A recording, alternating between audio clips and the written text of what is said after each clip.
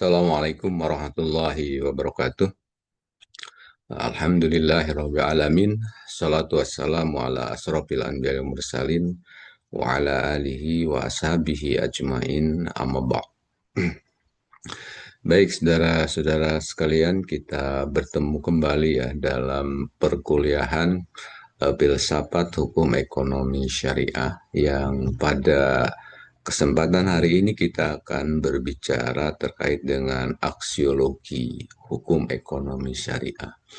Sebagaimana yang pernah kita kemukakan pada kuliah-kuliah yang lalu, bahwa ketika kita mengkaji filsafat ya dalam sebuah disiplin ilmu, maka ada tiga unsur penting ya. Yang pertama adalah ontologi, kemudian yang kedua epistemologi, dan yang ketiga adalah aksiologi.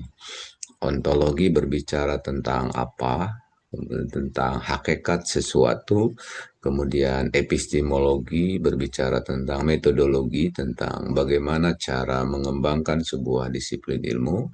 Nah, sementara aksiologi itu berbicara tentang untuk apa, signifikansi, kemudian juga kegunaan, kemanfaatan dari sebuah disiplin ilmu. Tetapi pada kuliah hari ini kita akan lebih memfokuskan berkenaan dengan aksiologi ini, berkenaan dengan urgensi etik dan nilai. Baik, kita mulai dengan menyamakan persepsi terlebih dahulu berkenaan dengan konsep etik dan juga konsep nilai yang kemudian nanti dihubungkan dengan aksiologi hukum ekonomi syariah. Jadi sekalian, ada beberapa pemaknaannya yang sering dikemukakan oleh para ahli berkenaan dengan etik. Nah, etik seringkali diartikan dengan kumpulan asas atau nilai yang berkenaan dengan akhlak. Jadi, etik itu tumpuannya adalah akhlak yang dia juga sering diartikan sebagai nilai mengenai benar dan salah yang dianut oleh suatu golongan atau masyarakat. Jadi etik bisa dijadikan sebagai ukuran, etik bisa dijadikan sebagai pedoman untuk menilai apakah sesuatu itu benar atau salah. Jadi core-nya itu terletak pada bagaimana etik itu dijadikan sebagai alat ukur untuk menentukan apakah sesuatu itu benar atau sesuatu itu salah. Baik. Nah, kemudian yang kedua, ada juga yang mengartikan bahwa yang dimaksud dengan etik itu adalah kumpulan nilai atau prinsip tentang apa yang benar dan salah, baik dan buruk, serta akhlak yang menjadi pedoman dalam perilaku individu atau kelompok. Jadi, kalau melihat pada makna ini, maka etik tidak hanya menentukan mana yang benar dan mana yang salah, tetapi juga etik bisa menentukan mana yang baik dan juga mana yang buruk. Apakah perilaku seseorang dalam konteks ini, misalnya perilaku ekonomi, itu dipandang sebagai sesuatu yang benar atau sesuatu yang salah, atau juga bisa dilihatnya dari sisi apakah perilaku ekonomi yang dilakukan oleh seseorang itu baik atau buruk. Nah, saya kira itu sudah sekalian pemaknaan dari etik itu. Jadi etik bisa dijadikan sebagai alat ukur untuk melihat apakah perilaku ekonomi yang dilakukan itu benar atau salah, atau juga bisa dijadikan sebagai alat ukur untuk melihat apakah perilaku ekonomi yang dilakukan oleh seseorang itu baik atau buruk. Nah, saudara-saudara sekalian, dalam kajian filsafat itu ada beberapa cabang dari filsafat. Ada logika, kemudian ada estetika, dan ada etika. Nah, mungkin agak berbeda dengan pemaknaan nilai yang saya kemukakan tadi dalam konteks cabang filsafat ini. Jadi kalau logika itu digunakan oleh orang untuk melihat apakah sesuatu itu benar atau salah. Jadi logika yang dimainkan seseorang atau logika yang dimainkan oleh orang itu bisa menentukan apakah sesuatu itu benar atau salah. Nah, ini berbeda dengan estetika. Kalau estetika itu yang menjadi alat ukurnya adalah apakah sesuatu itu indah atau tidak indah, apakah itu bagus atau tidak bagus, apakah itu indah atau jelek. Nah, estetika yang menjadi fokusnya itu, jadi dia hanya melihat apakah sesuatu itu indah atau jelek. Nah, sementara etika yang kemudian menjadi apa namanya, perkembangan berikutnya dari konsep etik itu lebih memfokuskan untuk melihat sesuatu apakah itu baik atau buruk. Nah, saya kira dalam konteks kajian kita berkenaan dengan apa urgensi etik dalam kajian hukum ekonomi syariah itu merupakan gabungan dari logika dan etika. Jadi etik adalah alat ukur, etik adalah pedoman, etik adalah ugeran untuk melihat apakah perilaku ekonomi yang dilakukan oleh seseorang itu benar atau salah. Dan juga bisa dijadikan sebagai ugeran apakah perilaku ekonomi yang dilakukan oleh seseorang itu baik dan buruk. Nah, saya kira itu sudah sekalian duduk persoalan terutama yang berkenaan dengan masalah eh, etik. Gitu. Nah, sekarang kita masuk pada urgensi etik. Jadi, apa sih pentingnya etik dalam hukum ekonomi syariah? Ada beberapa yang menjadi urgensi dari etik dalam studi tentang hukum ekonomi syariah.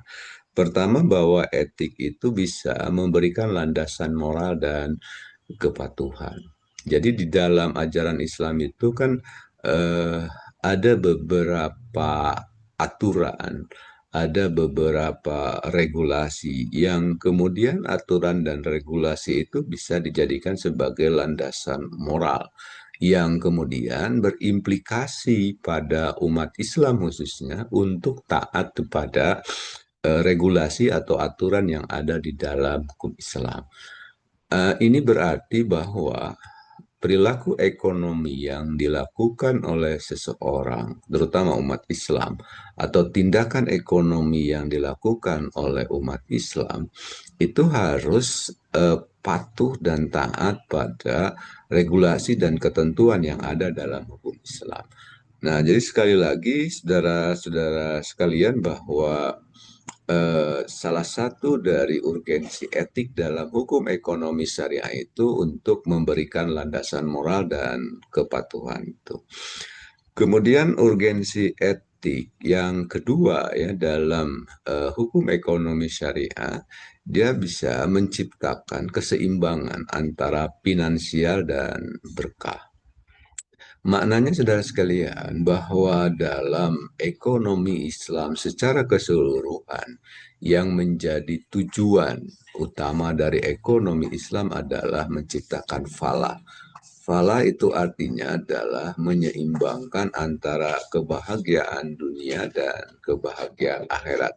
Jadi bagaimana urusan dunia itu bisa tercapai, lalu pada saat yang bersamaan urusan ukhrawi juga bisa diperoleh. Artinya saudara sekalian bahwa dalam ekonomi Islam itu bukan hanya berorientasi untuk kepentingan dunia semata, di mana kesuksesan seseorang itu hanya diukur oleh perolehan finansial yang sebanyak-banyaknya, lalu menafikan urusan yang bersifat ukhrawi. Nah, karena itu saudara sekalian, etik ini hadir dalam hukum ekonomi syariah itu menjadi sangat penting sebab dalam hukum ekonomi syariah tidak hanya berorientasi pada kepentingan dunia tetapi juga berorientasi pada kepentingan akhirat. Nah, berkah yang dimaksud di sini adalah bagaimana finansial yang diperoleh itu bisa memberikan manfaat itu bukan hanya untuk kepentingan dunia tetapi juga memiliki implikasi bagi kehidupan akhirat. Nah, itu yang kedua. Kemudian urgensi yang ketiga dari etik dalam hukum ekonomi syariah itu adalah untuk meniadakan praktek yang bisa merugikan, baik merugikan untuk diri sendiri maupun merugikan pihak lain. Nah, sekalian, Islam mengajarkan kepada kita itu bagaimana di dalam menjalani kehidupan itu misalnya untuk meniadakan kezoliman. Kezoliman itu dia memperoleh keuntungan di atas kerugian orang lain. Dia memperoleh apa namanya kebahagiaan di atas penderitaan orang lain. Nah, etik itu hadir dalam hukum ekonomi syariah untuk meniadakan itu, untuk meniadakan kezaliman atau aspek-aspek lain yang bisa merugikan, baik untuk dirinya sendiri maupun untuk orang lain. Nah, kemudian saudara sekalian, yang keempat dari urgensi etik dalam hukum ekonomi syariah itu, etik bisa mendorong inovasi yang syar'i.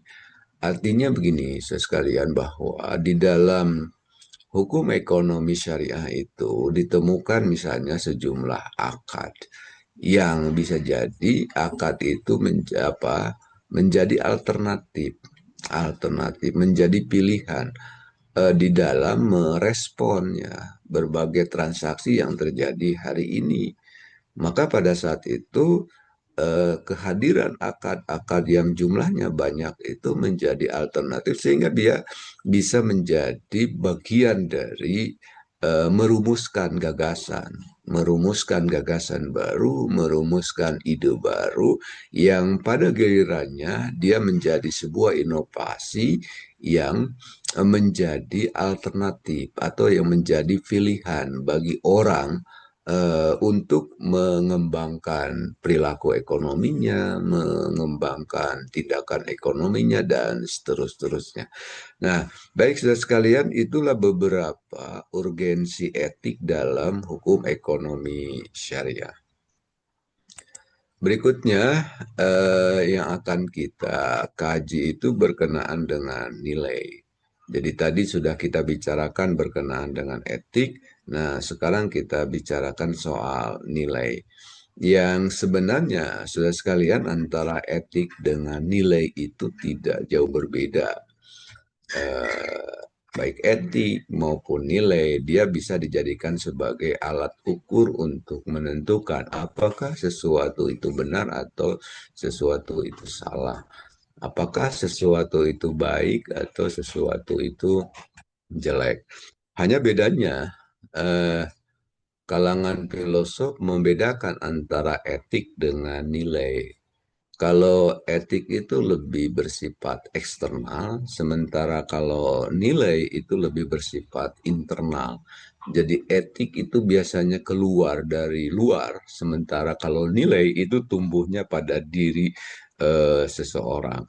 Jadi itu saja yang membedakan antara etik dengan nilai. Jadi sekali lagi, kalau etik itu biasanya datang dari luar gitu, dan kemudian dia bisa dijadikan sebagai ugeran untuk menentukan apakah sesuatu itu baik atau jelek, atau sesuatu itu baik atau buruk, apakah sesuatu itu benar atau salah gitu. Tetapi itu berasal dari luar, regulasi misalnya ketentuan-ketentuan yang mengikat begitu dalam hukum Islam, sebut saja begitu, dalam hukum ekonomi syariah. Sementara nilai itu seringkali tumbuhnya dari internal seseorang. Jadi ajaran Islam masuk pada pikirannya, kemudian masuk kepada keyakinannya, lalu tumbuhlah pada diri orang itu sebuah nilai yang kemudian nilai itu bisa mengendalikan dirinya. Kayak misalnya perilaku ekonomi ini benar, perilaku ekonomi ini salah, eh, apakah tindakan ekonomi ini baik atau tindakan ekonomi ini buruk. Tetapi saudara sekalian, dalam konteks nilai itu lahirnya pada pada diri sendiri gitu. Nah, saya kira itu yang membedakan antara etik dan nilai. Kemudian sudah sekalian, ada beberapa nilai yang kemudian menjadi ugeran ya dalam hukum ekonomi syariah. Pertama adalah nilai tauhid, artinya bahwa seorang muslim, seorang umat Islam itu tidak bisa menafikan aspek keyakinan yang ada pada dirinya sebagai hamba Allah misalnya, menjadi pengendali di dalam perilaku ekonomi yang dilakukan oleh orang itu gitu. Nah, saya kira ini menjadi nilai yang pertama bahwa di dalam hukum ekonomi syariah nilai tauhid menjadi sangat urgen. Kemudian yang kedua adalah nilai adil, keadilan. Keadilan bukan berarti sama rasa sama rata. Keadilan atau adil itu bukan berarti harus sama. Adil itu adalah distribusi yang proporsional gitu. Nah, itu harus menjadi nilai yang ada pada diri seseorang dan kemudian dia bisa mengendalikan di dalam perilaku ekonominya. Nah, kemudian yang ketiga, nilai dalam hukum ekonomi syariah adalah maslahah. Maslahah itu adalah kemaslahatan tentu saja maknanya. Tetapi bagaimana nilai-nilai kemaslahatan itu bisa diimplementasikan di dalam perilaku ekonomi atau dalam tindakan ekonomi yang dilakukan oleh umat Islam. Kemaslahatan itu bukan hanya untuk dirinya sendiri, tetapi harus berimplikasi pada kemaslahatan orang banyak. Sebab kaidah-kaidah kemaslahatan yang kita baca, kaidah-kaidah kemaslahatan yang muncul dalam kehidupan kita, yang kemudian ya tentu saja yang dirumuskan oleh para ulama, bagaimana misalnya kemaslahatan umum itu harus menjadi prioritas. Misalnya ada kaidah yang mengatakan al-maslahatul amah muqaddamatun alal maslahatil khosoh. Misalnya kemaslahatan umum itu harus didahulukan daripada kemaslahatan khusus itu. Nah, misalnya Kak, jadi saudara sekalian, kaidah-kaidah kemaslahatan yang dirumuskan oleh para ulama itu masuk dalam dirinya, masuk dalam pikirannya yang kemudian dia bisa mengendalikan, bisa apa namanya dijadikan sebagai pedoman di dalam melakukan perilaku atau tindakan ekonomi. Nah, kemudian nilai yang keempat dari hukum ekonomi syariah adalah menciptakan ta'awun, saling tolong-menolong, saling bantu-membantu. Nah, kemudian orang yang memiliki kelebihan harta harusnya menyisihkan sebagian harta yang dimilikinya itu untuk kepentingan orang lain. Hadirnya peranata zakat, hadirnya peranata infak, hadirnya peranata sodakoh di dalam ekonomi Islam itu menjadi salah satu bentuk bagaimana Islam itu menghendaki terjadinya ta'awun, saling tolong menolong, saling bantu membantu, bekerja sama di dalam menyelesaikan berbagai kesulitan. Nah, nilai hukum ekonomi syariah yang terakhir adalah meniadakan riba. Ada riba wal goror. Jadi meniadakan riba dan goror. Riba artinya adalah tambahan ya atas atau ziyadah atas piutang yang diberikan dari seseorang kepada pihak lain. Kulu kordin jaro manfaah fahuwa wajhun min wujuhi riba. Setiap piutang yang mengambil manfaat di dalam piutang itu, maka ia adalah wajhun min wujuhi riba. Dia adalah salah satu bentuk dari sekian banyak. Nah, riba di dalam hukum ekonomi syariah itu ditiadakan, harus ditiadakan. Maka Nilai yang dianut oleh hukum ekonomi syariah itu dalam kerangka tadi, dalam kerangka meniadakan riba. Nah, yang kedua, nilai hukum ekonomi syariah itu dalam rangka meniadakan goror. Goror artinya adalah spekulasi, goror artinya adalah ada ketidakjelasan, terutama terkait dengan objek ya, komoditas atau sesuatu yang dijadikan sebagai objek dalam transaksi atau dalam akad. Misalnya ada ketidakjelasan ukurannya, tidak ada kejelasan terkait dengan kualitasnya dan seterusnya. Nah, ini ditiadakan di dalam hukum ekonomi syariah. Nah, itulah saudara-saudara sekalian berkenaan dengan nilai hukum ekonomi syariah. Jadi ada setidak-tidaknya ini minimal ada 5 nilai dalam hukum ekonomi syariah itu ada tauhid, ada adil, ada maslahah, ada ta'awun, ada adamu riba wal goror. Saya kira itu saudara-saudara sekalian yang bisa saya sampaikan berkenaan dengan aksiologi hukum ekonomi syariah yang lebih difokuskan pada persoalan urgensi etik dan nilai. Terima kasih atas perhatiannya. Mohon maaf atas segala kekurangannya. Kita akhiri kuliah kita pada saat ini dengan sama-sama mengucapkan hamdalah alhamdulillahirabbil alamin. Wassalamualaikum warahmatullahi wabarakatuh.